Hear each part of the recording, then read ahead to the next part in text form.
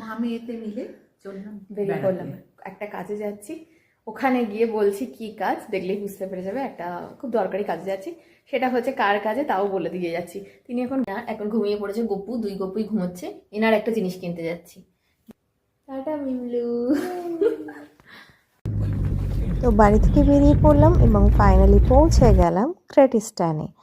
তো আমাদের গ্রেট ইস্টার্নে একটা কাজ আছে, আমরা গ্রেট ইস্টার্নে এসেছিলাম একটা এয়ার কুলার কিনতে।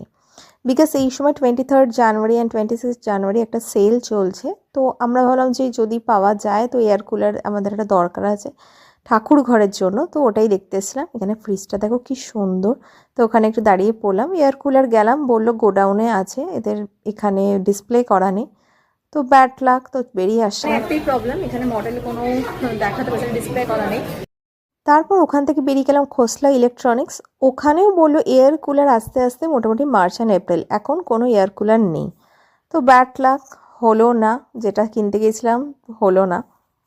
কিনতে গেলাম এয়ার কুলার, কিন্তু সেটা তো আর পেলাম না। তাই কাল বৃহস্পতিবার একটু ফুল নিয়ে বাড়ি চলে আসলাম।